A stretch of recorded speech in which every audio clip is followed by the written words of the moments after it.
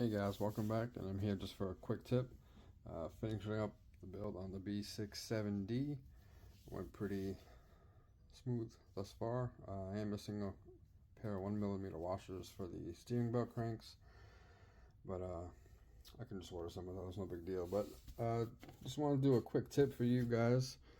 If you guys didn't know already, this can get a little messy here. It's definitely recommended to use the Factory Team Green Slime or trusty Protect Blue O-ring grease. That's what I use all the time.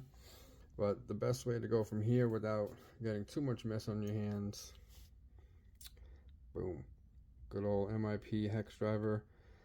Assemble it on there in between.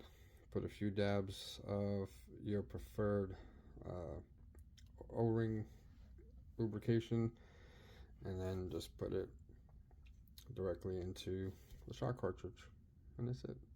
Pretty simple. Have a good one, guys.